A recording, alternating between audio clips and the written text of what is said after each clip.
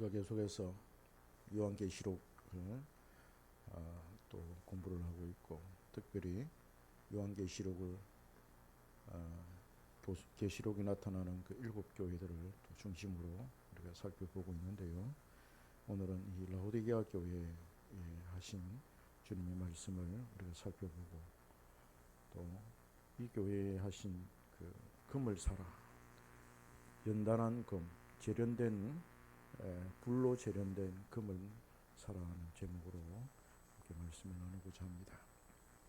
요한계시록 이 초반에 나타나는 7교회에 대한 주님의 말씀을 우리가 가만히 살펴보면 여러 가지 내용과 교훈을 우리가 생각을 해볼 수가 있는데, 어떤 교회는 주님을 사랑했던 그 첫사랑에 대해서 언급을 하고 있고, 또 어떤 교회는 잘못된 교리, 또 이단에 대해서 이렇게 물들어가는 그것을 책망을 하기도 하고, 또 어떤 교회는 성적인 문란을 우리 주님께서 책망을 하고 있습니다. 그 중에 또 하나가, 그러면 누가 진정한 부자인가, 또는 무엇이 가장 참된 부유함인가 하는 건데요. 이 말씀은 여러 교회에서 계속해서 나타나고 있습니다. 주님은 여기에서 아주 역설적이고 또 대조적인 그런 말씀을 하시는데, 사람들이 생각하는 그 부자나 그 부요함은 진정한 그런 부요가 아니라는 거예요. 이 세상을 창조하신 분으로서, 또는 이 세상의 주인이시고 세상의 인생의 생사화복을 주관하시는 분께서 그 부요함에 대한 올바른 정의를 내리고 있습니다. 하나님께서 인정하시는 그 부요함은 세상의 것과는 아주 다르다는 것이죠. 육신적인 것과 영적인 것, 그리고 현재의 것과 미래의 것으로 나뉠 수가 있지만, 주님은 영육간 또는 시간을 초월해서 참된 부요함을 말하고 있습니다. 하나님께서 말씀하시는 그 부요함의 결정체는 세상의 부요함을 통해서 형성되는 것이 아니라, 쓰라린 고통과 또 배반을 당함과 가난과 고독과 슬픔과 비참함과 모욕을 당함과 참고 견디는 것과 인내를 통해 맺어지는 거지요. 거기에서 얻어진 열매가 부요함을 이루는 재산이라고 주님은 말씀하시는 것입니다. 주님은 이러한 말씀을 서문화 교회와 또 라오디게아 교회에서 아주 직접적으로 말씀을 합니다. 우리 서문화 교회 우리가 배우지 않았습니까? 거기에서도 이 부요함에 대해서, 부자에 대해서 말씀을 하고 있고, 오늘 라오디게아 교회에 대해서 말씀하실 때에도 참된 부요함이 뭐냐, 부자가 뭐냐, 이렇게 해서 이 두 교회에 일컬어서 아주 직접적으로 부요함에 대해서 말씀을 하고 있고, 그리고 빌라델비아 교회에서는 간접적으로 이 부요함에 대해서 말씀을 하고 있어요. 주님은 음행하는 교회와 이단의 교리를 수용하는 교회와 함께 참된 부자에 대한 그 말씀을 하고 있습니다. 성욕과 또 부에 대한 갈망은 사람의 욕망이나 탐욕과 연결되기 때문에 주님은 이것을 아주 예리하게 강하게 짚고 계십니다. 그만큼 성도와 교회에 있어서 이 문제가 중요하다는 거죠. 교회와 성도 개개인이 이 부분에 대한 이해가 명확하지 않으면 세상의 가치관에 휩쓸릴 수밖에 없고, 또 가난으로 인한 고난을 견뎌낼 수가 없다는 거예요. 주님은 이러한 목적으로 서문화 교회와 라오디게아 교회, 그리고 빌라델비아 교회에 이 요한의 입을 빌어서 예언의 형식으로 지금 말씀을 하고 있고, 그 당시에 그 교회뿐만 아니라 오고 오는 그런 교회들을 향해서 주님은 말씀하고 있고, 오늘 우리 한경교회에 주님께서 친히 이 말씀을 하고 계시는 것입니다. 이런 흐름에 따라서 오늘 라오디게아 교회를 한번 살펴보고자 합니다. 작은 능력을 가진 빌라델비아 교회에 비해서 라오디게아 교회는 큰 능력을 지닌 교회였습니다. 물질적으로 부유했습니다. 교회 안에 물질적으로 잘 사는 사람이 많았고 헌금을 많이 하는 교인들이 좀 있었던 것으로 보입니다. 교회 안에 유력한 자들, 배움이 많은 자들, 사회적인 지위가 있는 자들, 그리고 사회적으로 전문직에 종사하는 자들이 아마 많지 않았을까 하는 추측을 해봅니다. 만약에 이들이 없었다면 교회는 영락 없이 유대인들의 밥이 되었을 것이고 또 유대인들에 의해서 많은 핍박을 받았을 것입니다. 그러나 이 교회는 세상적으로 볼 때, 세상의 가치관으로 볼 때 성공한 교회였기 때문에 유대인들도 그들을 어찌할 수가 없었던 거죠. 그래서 이 교회 안에는 유대인들의 박해가 나타나지 않습니다. 저들이 박해를 받았다, 고난을 당했다, 환난을 당했다, 이런 말이 나타나지 않습니다. 그만큼 교회가 세상적으로 힘이 있다는 걸 저는 반영한다고 봅니다. 그들은 스스로 말합니다. 나는 부자다. 자기들 입으로, 이 라우디게아 성도들이 우리는 부자다. 나는 부자다. 부요하여 부족한 것이 없다. 더 이상 부족한 게 없다. 더도 말고 덜도 말고 이 정도가 최고다. 그렇게 자부하면서 있었습니다. 스스로 부자이며 부요하여 부족함이나 어떤 결핍을 느끼지 못한다고 자부하고 있습니다. 돈이 많고 물자가 많고 사회적으로도 인정을 받고 하니 교인들이 세상에서 사회생활을 하는데 별 지장이 없었던 것으로 보입니다. 세상의 가치는 돈의 힘에 있습니다. 돈이 많고 사회적으로 중요한 일을 하는 자들이 많으면 사람이든 가정이든 어떤 단체든 인정을 하고 인정을 받는 것이 세상의 이치입니다. 라우디게아 교회는 이러한 인정을 받았던 것으로 보입니다. 지금 대한민국이 전 세계 사람으로부터 얼마나 많은 좋은 인정을 받고 있습니까? 잘 사니까, 힘이 있으니까, 기술이 있으니까, 그죠? 그래서 문화가 우리의 한국의 K 문화가 전 세계인에게 어필이 되는 거죠. 잘 사니까. 그게 세상의 가치, 이치이고 세상의 논리이고 가치입니다. 옛날에 한국 교회는 사회적으로 물리적인 힘이 없었습니다. 구성원 자체가 대부분 가난한 사람들이었기에 몰래 숨어서 교회를 다니고 성경책을 숨겨서 교회를 다녔습니다. 집사님은 모를 거예요. 옛날에 우리 어른들은 다 그랬습니다. 세상 사람들이 교회와 교인들을 무시했기 때문입니다. 드러내놓고 나 교회 다닌다, 나 예수님 믿는다라고 말할 수 있는 그런 상황이 아니었습니다. 교회는 가난한 사람들, 힘이 없는 사람들, 불쌍하고 가련한 사람들이 가는 곳으로 세상 사람들은 인식을 했더랬습니다. 한국의 산업화가 시작이 되면서 나라 자체가 힘을 얻기 시작을 하죠. 서울로 모여든 사람들은 오갈 데가 없어서 달동네를 찾았고 거기에서 천막이나 또 드럼통을 편 철지붕으로 엮어맨 그 집에 살면서 노동을 하였고 같이 시작된 그런 공장에서 일을 하였습니다. 또는 역전에 가서 화물을 나르는 일을 하며 생계를 유지를 했고 자식들을 공부시켰습니다. 그래서 그런지 외로운 그들은 쉽게 전도가 되었습니다. 객지에 나와서 어느 누구 하나 자기에게 도움의 손길을 주지 않는 그런 삭막하고 위험한 그런 사회 환경 속에서 전도하면서 도움의 손길을 딱 내미니 들썩 닦는 거죠. 그래서 그들이 쉽게 전도가 되었습니다. 그래야 그들이 모인 곳이 여의도 순복음교회였고 지금의 서울의 대형 교회들이었습니다. 교인들은 삼박자 구원에 맞추어서 영혼도 구원을 얻고 육신도 구원을 얻고 몸도 건강해지는 그런 복을 추구했습니다. 그들이 원하는 대로 교인들은 하나둘씩 물질적으로 부를 이루고 회사에서도 직장에서도 안정적인 자리를 얻게 되었습니다. 복을 많이 받았죠.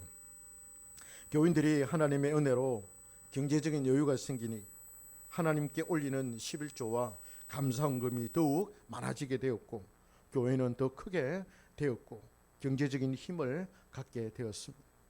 교회 안에도 전에는 못 배운 사람들, 배움이 없는 사람들로 가득 찼다면 이제 배운 사람들이 많이 늘어났고 그들이 사회에서 요직에 앉게 되니 그야말로 교회는 이제 당당한 모습을 갖추게 되었습니다.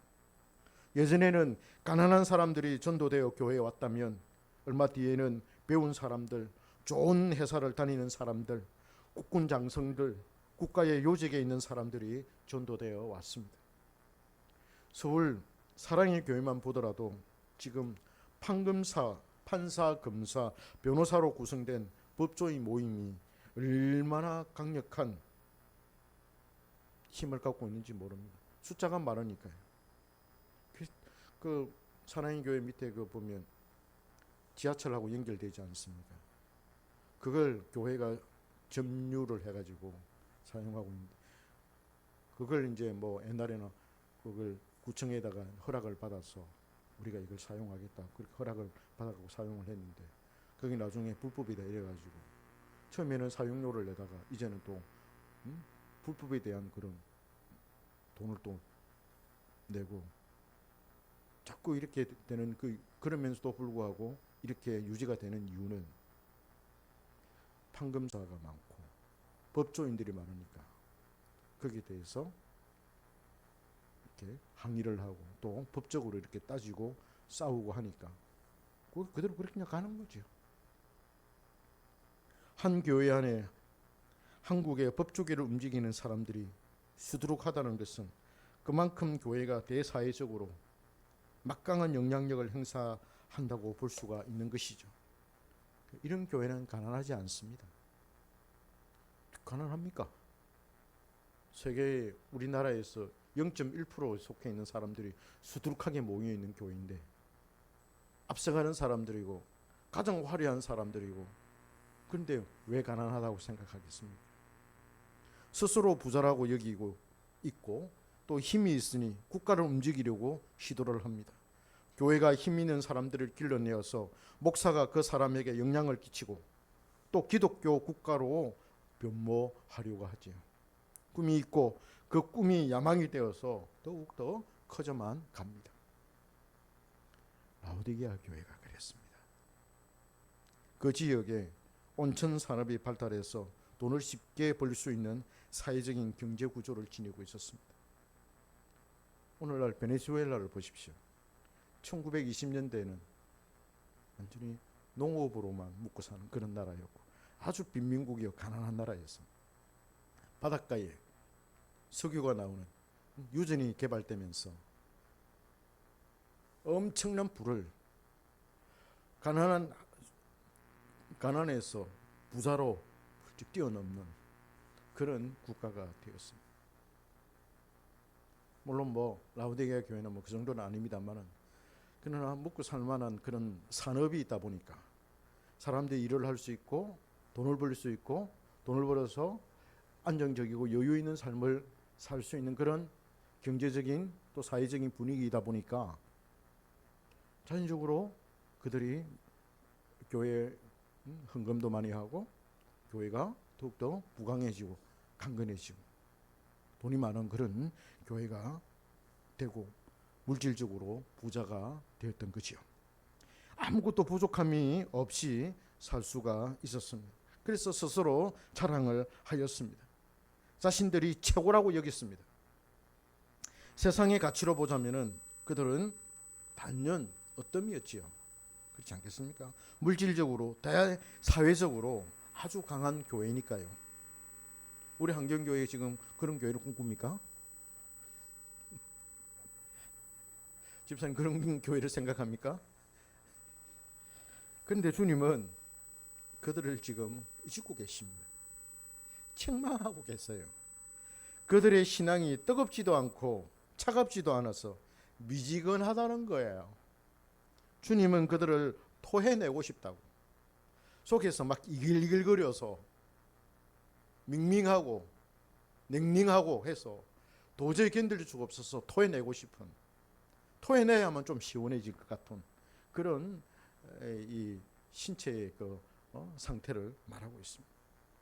이것도 아니고 저것도 아닌 중간에서 왔다 갔다 하는 그런 신앙은 참된 신앙이 아니라는 것이죠. 그들은 스스로 부자라하며 부요하여 부족한 것이 없다고 하지만 주님의 눈으로 볼 때는 그들이 헐벗었고 공고하고 가련하고 가난하고 눈이 멀었다고 말합니다. 아니, 자기들은 우리는 부자다, 부요하여서 부족한 것이 없다, 그렇게 스스로 자랑하고 떠벌리면서 아주 당당하게 예수를 믿고 당당하게 사회생활을 하는 그런 사람들인데, 주님께서는 너희들이 가련한 사람들이다, 너희들이 헐벗은 사람들이고 너희들이 가난한 사람들이고 너희들이 지금 눈이 멀어서 너희 상태를 지금 보지 못한다라고 주님께서 책망을 하십니다. 그들 자신들의 본 모습을 모른다고 진단을 하십니다. 스스로가 헐벗고 가난하다는 걸 알면 가만히 있지 않겠지요. 아니, 내가 부자라고 생각했는데 주님께서 나를 가난하다고 헐벗었다고 가련하다고 말씀하시는데 도대체 이게 뭐야? 그러면서 고민에 빠질 거 아닙니까? 고민에 빠져야죠. 주님이 그렇게 책망하신다면 나는 잘 산다고 생각하고 있고, 나는 부자라고 생각하고 있고, 나는 사회적인 지위가 있는 사람이라고 생각하고, 사회적으로 나는 학문적으로 나는 성공한 사람이라고 자부하고 있지만은, 그러나 성경은, 하나님의 말씀은 네가 잘 사는 게 아니야, 네가 부자가 아니야, 너는 가난하고 헐벗었고 너는 눈이 멀은 사람이야 라고 성경에 그렇게 질책을 한다면 자신을 돌아봐야죠. 돌아봐야죠. 나는 정말 진정한 부자인가? 나는 정말 예수님께서 말씀하시는 그 기준, 예수님께서 말씀하시는 그 가치에 합한 그런 사람인가? 그런 부유함인가? 라는 걸 생각을 해봐야죠. 그들은 스스로 부자라고 하는데 주님은 그들이 가난하다고 말해요. 주님의 가치와 그들의 판단하는 가치와 판단의 추가 달라요. 그들은 눈에 보이는 것이 효력이 있다고 보았습니다. 지금 당장 육신적으로 사회적으로 인정받는 것과 영향력을 행사할 수 있는 것에 가치를 두었습니다. 그러니 영적인 것과 진리의 말씀에 대해서는 약할 수밖에 없었죠. 사람이 어디에 마음이 가 있는가, 사람이 어디에 시간을 많이 쏟는가, 그 사람이 어디에다가 자신의 어떤 정열을 많이 쏟는가에 따라서 그 사람의 질이 달라집니다. 그렇잖아요. 세상의 것에 자신의 마음을 두고 거기에 올인을 하고 거기에 그걸 생각을 하고 거기에 정열을 쏟으면 그는 그 사람이 그런 사람이 돼요. 그 가치를 추구하는 사람이 돼요. 반드시 눈에 보이지 않는 영적인 어떤 그런 가치를 알고 영적인 진리를 알고 거기에 자기의 시간을 투자하고 마음을 쏟고 정열을 쏟으면 그 사람은 그런 경건한 사람이 되는 거예요. 이거는 영적인 것과 물리적인 것이 함께 가요. 우리는 영적인 것과 물리적인 것을 구분해서 생각하는데 그러나 구분이 안 돼요. 동일하게 가는 거예요. 동일하게. 그래서 우선순위라는 게 중요하고 어디에다가 시간을 많이 둘 것이며 어디에다가 내 마음의 이 정열을 많이 쏟을 것인가 판단하는 게 굉장히 중요하고 거기에 쏟아붓는 게 중요하죠. 그렇지 않습니까? 라오디게아 교회는 50대 50으로 그렇게 본다면 오늘 뭐 이 자연적인 어떤 물리적인 상태로 본다면 50대 50이에요. 미지근하지도 않고 차갑지도 않고 뜨겁지도 않고 그럼 뭡니까? 미지근하다는 거예요. 50%잖아요. 100도가 있으면 그죠? 0도와 100도가 있으면 중간이잖아요. 50도잖아요. 50도 가지고 뭐 하겠습니까? 라면이라도 끓여 먹겠습니까? 50도 가지고 뭐 하겠습니까? 그죠? 그냥 편안하게 그걸 즐길 수 있겠죠. 50도면은 사람이 몸을 이렇게 담가 가지고 편안하게 그건 할 수 있겠죠. 규칙은 취할 수 있겠죠. 그러나 아니라는 거죠. 50도 갖고는 안 된다는 거죠. 색이 들어야 됩니다, 집사님. 우리가 50도 갖고는 안 됩니다. 차갑든지 뜨겁든지 그 중간은 없다라는 거죠.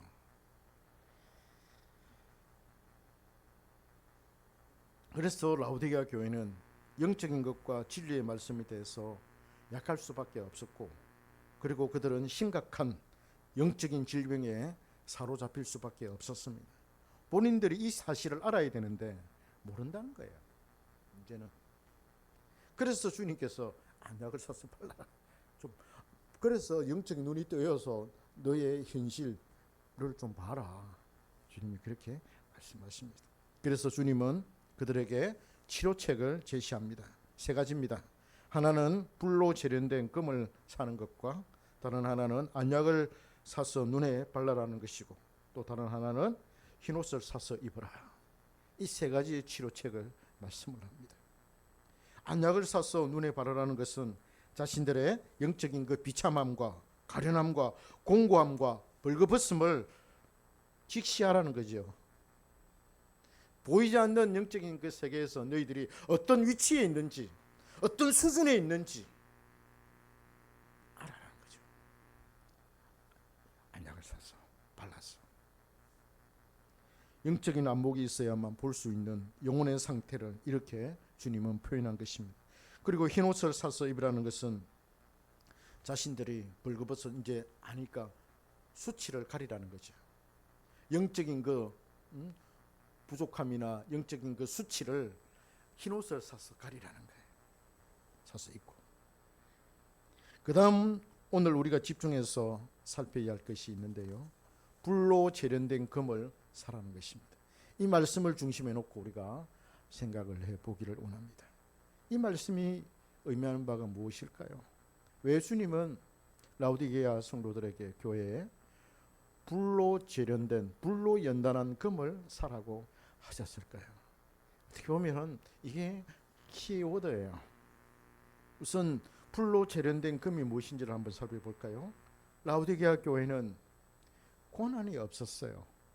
고난이 없는 인생이나 교회가 있겠습니까마는 그들은 물질적 가난이나 이로 인해서 받는 멸시나 천대, 모욕 같은 것은 받지 않았습니다. 그렇잖아요. 사회적으로 인정받는 사람들이 많으니까. 돈 없고 가난하고 무식하고 못 배우면 천대의 대상이잖아요. 멸시의 대상이 되지 않습니까? 집사님 맞죠? 그러나 돈이 좀 있고 사회적인 지위가 있고 살만하고 중산층 이러면 사람들이 다 우르르 보고 와서 그냥 돈 있는 사람에게는 그냥 와서 절을 합니다. 인사를 하고 다가옵니다. 뭔가 좀 있는 사람에게는 스스로 사람들이 찾아와요. 그러나 가난한 사람들에게 누가 찾아옵니까? 안 찾아옵니다. 그게 세상에 잊히지 않습니다. 그래서 이 라오디게아 교회는 천대나 모욕, 멸시 이런 것들은 받지를 않았습니다. 유대인들의 방해와 박해가 없었습니다.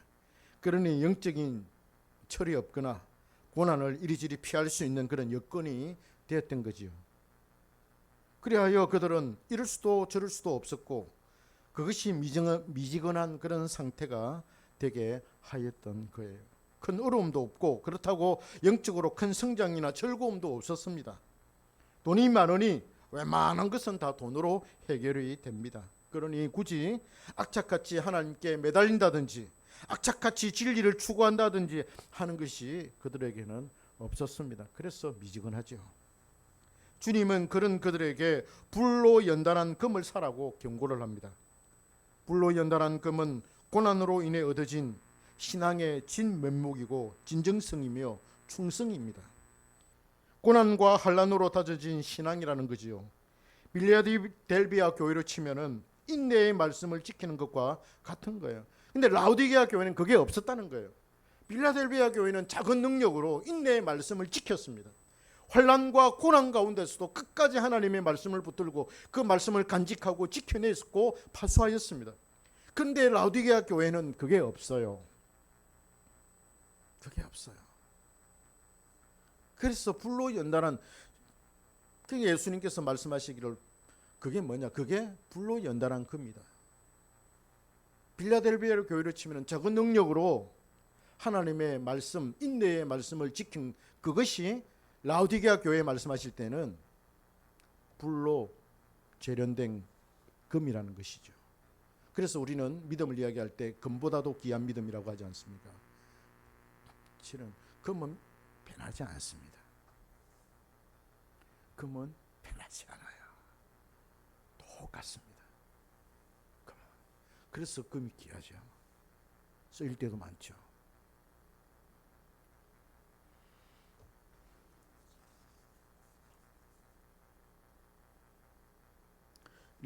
빌라델비아 교회하고 지금 라오디게아 교회가 비교돼서 우리가 비교해서 생각을 하고 있는데, 이 빌라델비아 교회는 작은 능력이지만 말씀의 능력으로 이겨내고, 여기에서 그들은 참고 견디며 인내하는 훈련을 배웠습니다. 참고 견디며 인내하며 버텼더니 아름다운 영적인 열매가 주렁주렁 맺어진 거죠. 어디에? 빌라델비아 교회에. 이걸 주님은 그들이 인내의 말씀을 지킨 것이라고 칭찬한 것입니다. 그러나 라오디게아 교회에는 권한이 없었습니다. 돈이 많으니 모든 것을 돈으로 해결합니다. 안락한 삶을 살고 편안하고 여유 있는 삶을 살았습니다.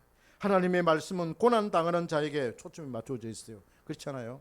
시편을 읽을 때 어떤 사람이 가장 은혜를 많이 받습니까? 환난을 당하고 있고 현재 고난을 당하고 있는 사람들이 시편을 읽으면 그 시편의 말씀이 주옥같이 느껴져요. 그들의 심령, 그 성경 말씀에 등장하는 그 사람들의 그 심령이, 그 상태가 자기와 이렇게 대입이 되면서 참 빨려 들어가면서 얼마나 큰 위로가 되는지 몰라요. 고난 당하지 않은 자들이 읽으면 스토리에서 재미를 얻을 수 있지만은 살아있는 말씀의 능력을 경험하기는 쉽지가 않습니다.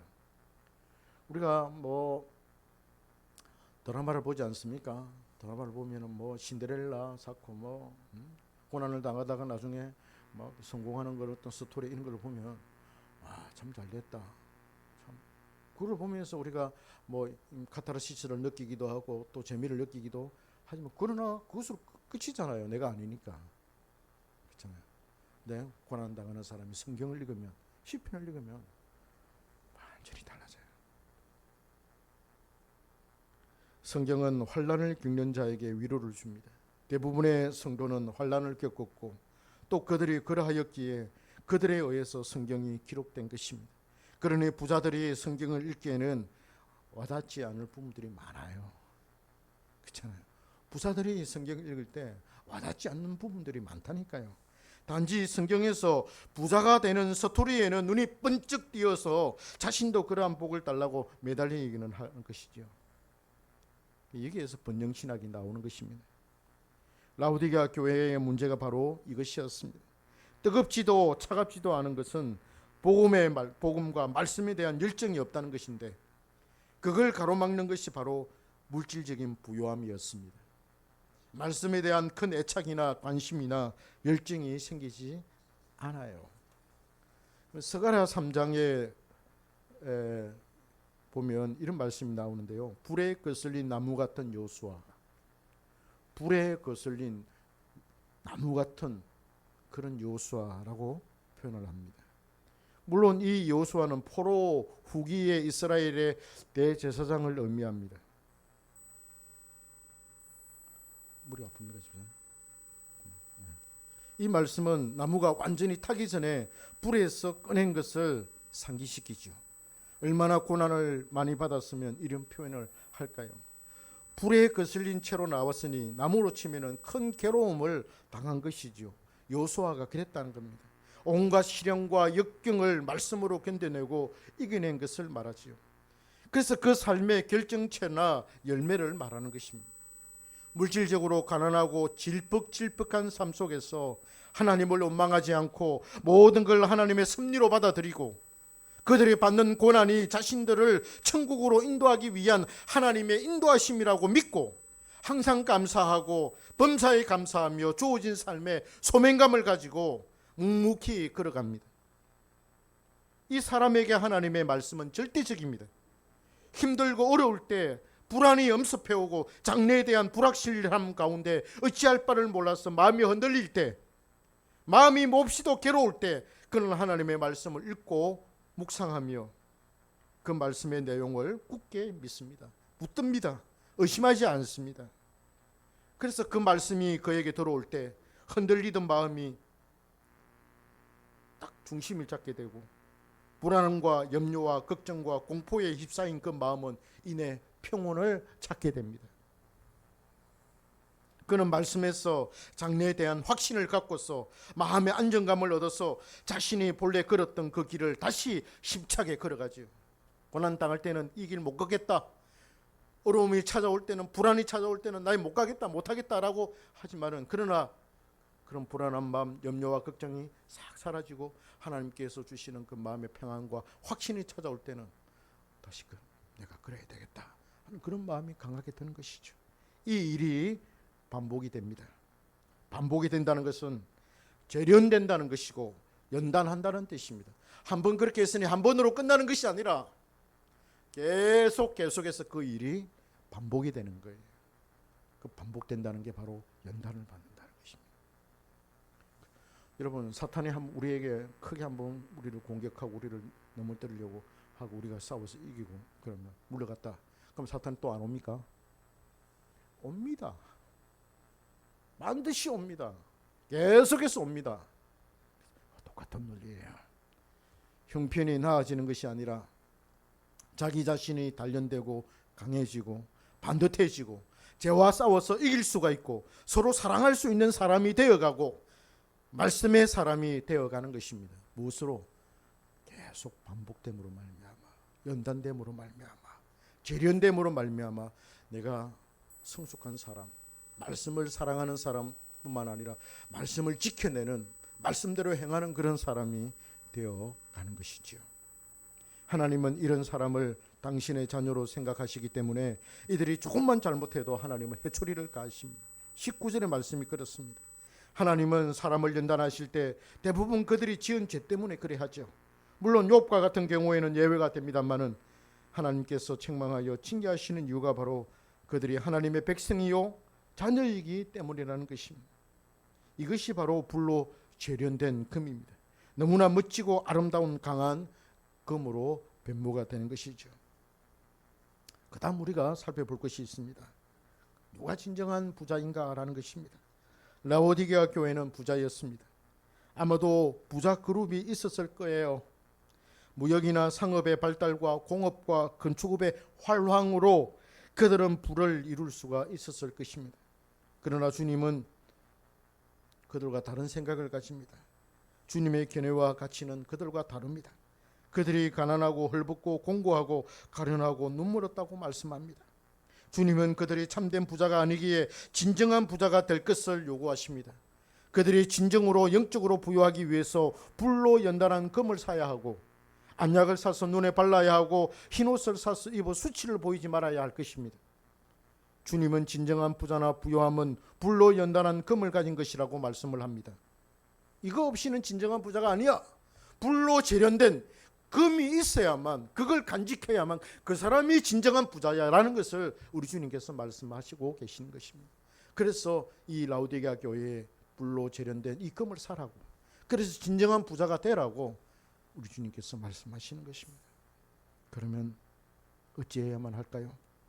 어떻게 그런 금을 살 수가 있겠습니까? 어떻게 안약을 사고 흰옷을 삽니까? 그것은 바로 회개하는 겁니다. 자신의 삶을 돌아보는 것이고 가치에 대한 올바른 판단을 가지는 것이고 가치의 변화를 맛보아야 한다는 것입니다. 내가 그동안 귀하게 여겼고 내가 그동안 관심을 가지고 귀중하게 여겼던 그것이 정말 하나님께서도 예수님께서도 귀중하게 여기는 것인가? 거기에 대한 올바른 판단과 공부가 필요하다는 것입니다. 이게 회개를 통해서 이루어지는 것이죠. 회개는 선물입니다. 하나님께서 그 마음을 바꿔놓는 거예요. 마음이 바뀌어져야 이전에 즐기던 것이 하나님 나라에서는 옳지 않다라는 걸 깨닫게 되는 거예요. 자기가 즐기는 그 즐거움을 누리는 그 내용이 달라지는 거예요. 전에는 세상의 가치와 쾌락을, 또 세상의 성공을, 세상에서 이루는 그런 어떤 그 내용을 즐거워하고 거기에 내가 매달렸다면, 성령께서 우리의 마음을 탁 바꿔주시면은 하나님 안에서 누리는 그 즐거움, 이걸 갖게 되는 거죠. 그게 회개라는 겁니다. 여기에 고민이 있고, 여기에 자기 자신과 믿음과 세상과 자기가 걸어왔던 그 모든 것들에 대한 괴리감이 있고, 충돌이 있고, 혼란이 있고, 괴로움이 있고, 고통이 있고, 그래서 하나님을 찾게 되고, 하나님께서 그 마음을 확 바꿔주실 때, 그는 비로소 하나님의 말씀을 붙들고, 그 말씀을 붙들고 살아갈 때 환난이 오고 고난이 오고 그래도 끝까지 참고 견디면서 지낼 때, 그게 바로 불로 재련된 금을 사는 거예요.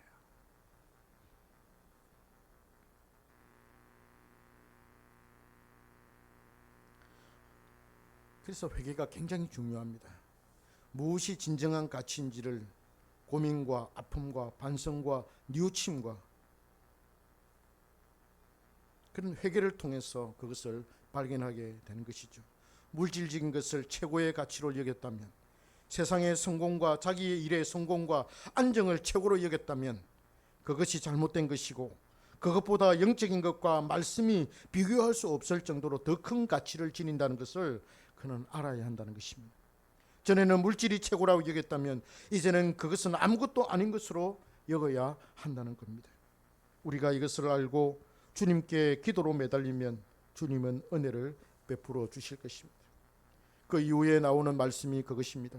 누구든지 내 음성을 듣고 문을 열면 내가 그에게 들어가 그와 함께 먹을 것이고 그도 역시 내 안에 들어와 나와 함께 먹으리라고 말씀합니다. 이것입니다. 여러분, 이게 진정한 행복이지 않습니까? 이게 우리가 천국에서 누려야 할 것이고, 지금도 우리가 천국 안에 들어왔다면 주님과 함께 이걸 누리는 것이죠. 이걸 누가 누리는 것입니까? 불로 재련된 금을 산 사람, 그 금이 있는 사람이 이걸 누리는 것 아니겠습니까? 자신의 허물과 잘못된 생각과 가치와 방향을 깨닫고 주님께 무릎을 꿇고 항복하고 주님을 간절히 찾는다면 반드시 주님은 찾아오셔서 모든 것을 변화시켜 주실 것입니다. 이것이 금을 사는 거예요. 이게 바로 사는 구매의 행위입니다.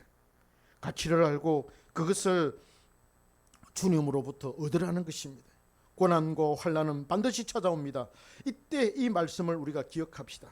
끝까지 참고 견디며 인내하면서 말씀을 간직하고 지켜냅시다. 이것이 바로 재련된 금을 사는 것입니다.